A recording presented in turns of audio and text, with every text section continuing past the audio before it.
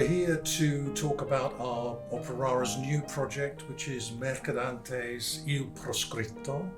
And I'm here with Carlo Rizzi, who's going to be conducting the opera, and we're here to tell you something about it. I guess the first thing to say is Mercadante was born around the same time as Donizetti, but then he lived a lot longer, so he was there till 1870 when Aida is just about to appear on the stage. So he had a long life and went through various stages, obviously at the beginning influenced by Rossini primarily. Then he went into a period about 1830 where he started talking about reforming opera. And I guess Il Proscritto fits in with that in a sense, that it's deliberately written in some ways against the kind of opera of Donizetti and other composers who were around at that time.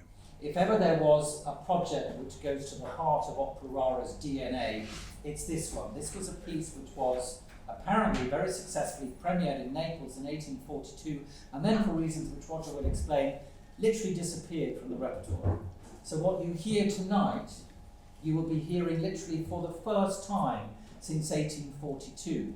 And if you think, well, what made Opera Rara do this? Well, one of the productive points around lockdown was this period of introspection when we started to think about pieces that we would like to give the Opera Rara treatment. And this is when we alighted on Proscritto. It's been a fascinating journey. Today is also very exciting because it's the very first time that we will share excerpts of all the work we've been doing to create the new edition with you as we lead up to our performance in June 2022. So what I wanted to do was to try to find something that was bringing back the knowledge of something that has not been heard before. It didn't happen instantly. I had to go through many scores, and of course I spoke a lot to Roger, saying, what do you think of this, what do you think of that, because 2 eyes see, 4 eyes see better, and 2 ears hear, and 4 ears hear better. And Roger's been absolutely invaluable in this to be a sort of bouncing person which has bounced off everything. When I came across Il Proscritto, you see, one of these things that you have to think, obviously, what we have is the full score, very badly written of all this opera. So it's not that one can go at the piano and start to play all the opera. It's all happened up here in the head. Yeah, and they got more and more taken by what Mercadante was doing. I mean, I can go on for hours talking about that, but 2 things specifically that can look slightly antithetic, but they are not. On one side, what really has been interesting for me was to see the richness of the orchestration. Now, we are not talking Strauss, Electro, in orchestration, but there is always something interesting, some contracanto, counter melodies, and particularly the harmonic concatenation of the chords. That is really, I think, ahead of its time.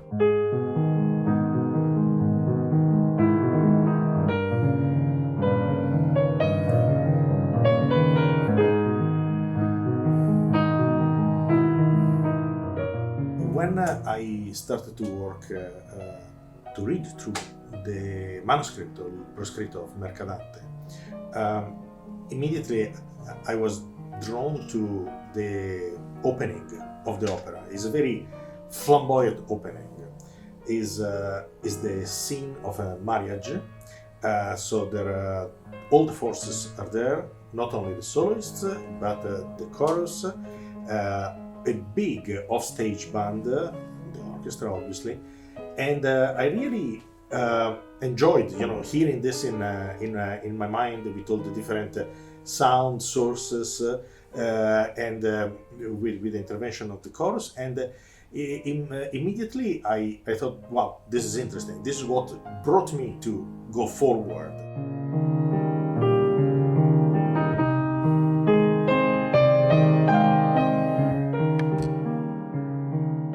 this is a very intimate score. There is this trio of characters, the soprano, low soprano or mezzo soprano, that was married with one of the characters, Giorgio. Giorgio disappeared in a shipwreck, or at least people think so. So she was forced, in a way, to marry another person. But then, actually, she discovered that she was loving the second person. And then what happened? Giorgio arrives back. So immediately you see the big amount of feelings that we have in this opera. It's not that she loved one and then loved the other. She loved one and she still loved the first one. She feels that she is the wife of the first one. Then she also loved the second. And so it's very complicated. And it's a very personal rapport between she and each one of these two men, and also between the two men themselves. So there are many points that are interesting. There is the story, there is the melody, the invention of the melody. There are some beautiful melodies, and the relationship between the characters, and also I would like to mention, this is very important for me, the orchestration. The first thing that I have noticed when I started to look at the manuscript is that is not a typical Italian opera, particularly in the relationship between the orchestra and the singers. Generally, you say that he was contemporary of Donizetti, and Donizetti was one of these main bel canto composers. So where the orchestra have a much more basic accompaniment, and that everything is in the voice. In Mercadante, in Il Proscritto, is not like this. There are many points, of course, where the orchestra is only accompanying, but there are also many points where the orchestra comes up, let's say, to the voices. And there are also a couple of times, and this for me is very interesting, where the main part is in the orchestra and the voice are a little bit like a contrappunto to a line, also, or to a harmony. That is something that we see later on in Verdi, and later obviously also in Puccini. So it's a very interesting opera from this point of view.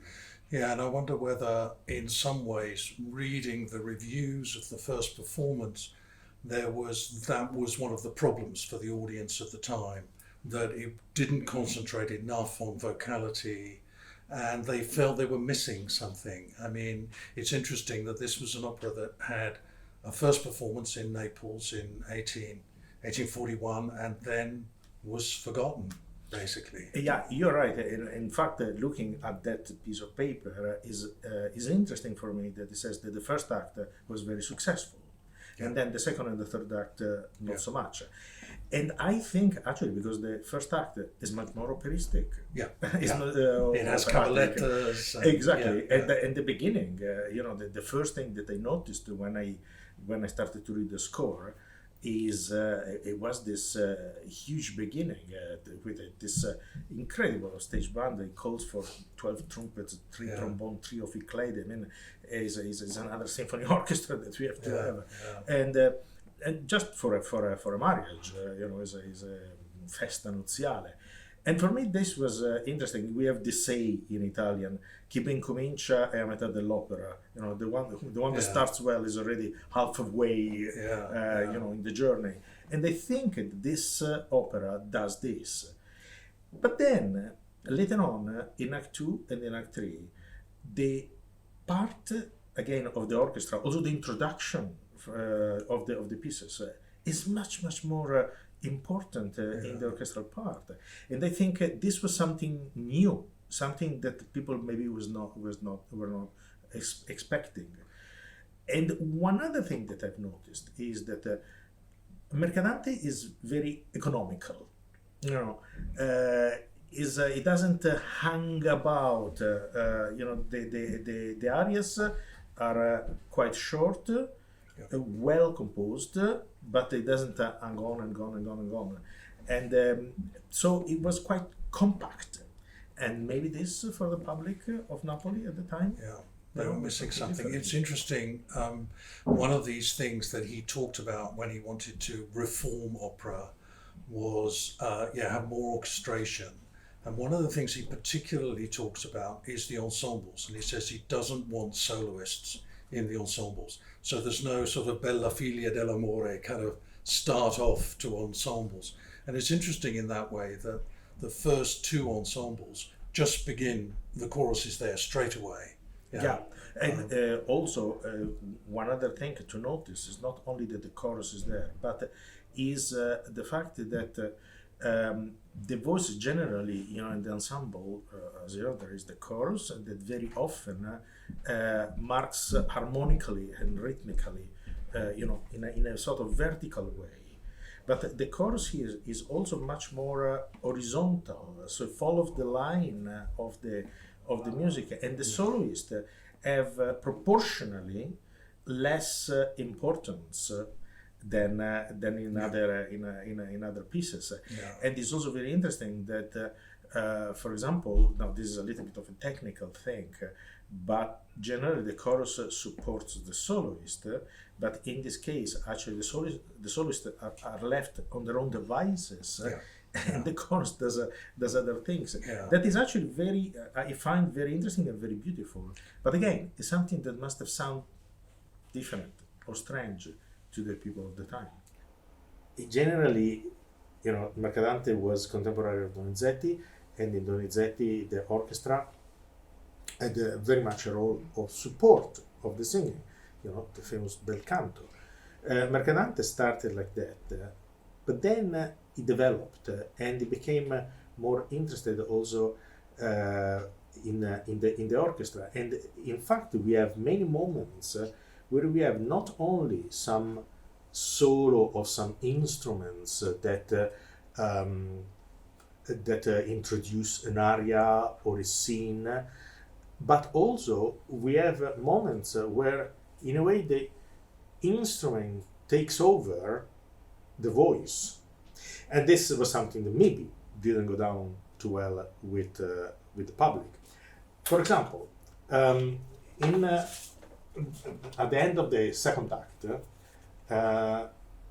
Giorgio is prisoner and is sort of dreaming, and we have a big introduction of the harp that, after done a lot of arpeggi, scale and arpeggi, then suddenly starts to accompany a flute.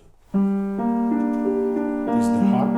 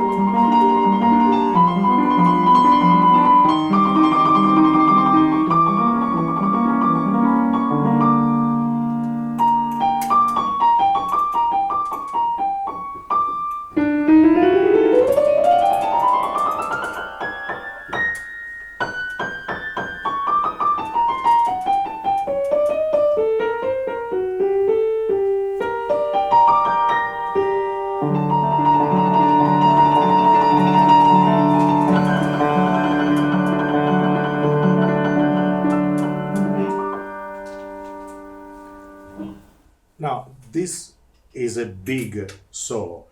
Maybe some of you would have heard a little bit of Beethoven in this point.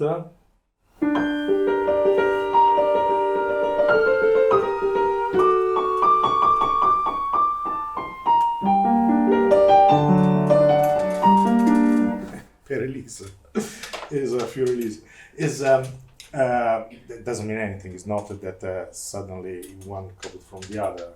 Is but the extension, the sheer numbers of bars of the solo is enormous. Now, this is something that is quite rare. I mean, there are big soli in operas of some instruments, but for me, the most important part comes after this. So we finish with the solo of the flute and the harp. So we finish, and then start Giorgio. This is him singing. But then, rather than go on with the voice of Giorgio, Mercadante goes back with the flute. This is flute. Again. And then Giorgio joins per sempre. Still the flute. So what I'm trying to say here is that the importance that Mercadante gives to the orchestra, and in this case to the flute, is much more than to the voice. It's not that there is the introduction and then Giorgio sings this beautiful aria. There is a dramaticity about this that is very interesting, very important. Giorgio is asleep. He says in sonno, so sleeping. So it's like if he wakes up, if he says one, when people sleep and talk in the dream, and they say one word and then a small phrase, but what carries all this is the orchestra. This is Rodania. The melody, the story developed, and is very, very, very nice music and very interesting music. Mercadante was also a professor. I think he was teaching, probably Roger will correct me here, I don't know, armonia, contrappunto, solfeggio, something in Napoli. And so there is also a part of his composition that is a little bit intellectual. And I think that in a way makes it more close to our modern feeling, when there are certain unexpected turns of harmony or unexpected way of orchestration. And in fact, actually, there is one point that I still trying to understand if is a very, very daring harmonic moment, or if it's a mistake. This I don't know. We will decide before to perform. One of the things that we've been involved in about the last 6 months is just converting this manuscript into a printed score, which we've just finished. And I see that Ian Schofield is on this call, and he was the man who did the heroic task of deciphering this hugely complicated manuscript and making it into a modern orchestral score, which is really one of the unsung heroes of this operation.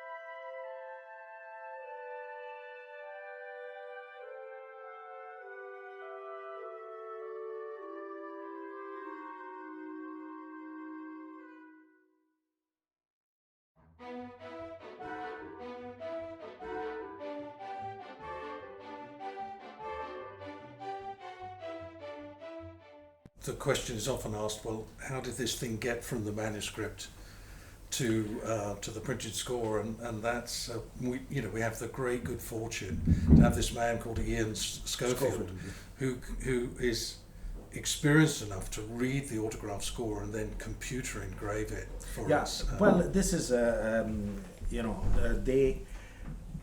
technical part of this and the boring part of this. Ian does it, and I'm so in admiration of him. Also because is incredibly quick. Yeah. You know, it would take me about 15 And quick minutes. doesn't usually mean accurate. Well, but you see, that is where, you know, then you come in, then I come in. This is a kind of work that requires more eyes than one person. Also because, as you know very well, when you look at some editing, sometimes you see what you want to see rather than what is really written. And this is something that we still have to do, because there's nothing of this opera. It's not that we compare it with, God knows, a canto e piano, you know, a vocal score that has been done at the time. Although it's not true, I just said a lie. We found some pieces, the best pieces, at the time has been printed by Ricordi actually. So evidently this shows that you know, there was some notion of this opera around at the time. Yeah, but the fascinating thing is that we're both sure that some new things will be revealed in the rehearsals. You know, some wrong notes in the score, some things we've misunderstood. You know, so this process of discovery is just going to go on right through. Oh, we go on right through. And I just want to do a little aside. I have done, as you know, this two suite from orchestral suite from Puccini. And now, and we are talking about actually taking the score of Puccini and rewrite it. And we are talking about a score that is very well known, you know, and there's still mistakes. There's still mistakes. Absolutely. And I actually, just in Butterfly, while I was rehearsing, I just discovered a mistake in the bass clarinet that has never been, is never ending. There's this famous stories about Boulez conducting The Ring in 1976, you know, for the centenary, and finding all sorts of mistakes, you know, because his ear was so good. I saw him working. It was fantastic. Yes. So with this Il Proscritto obviously is something that will be a long process. Yeah.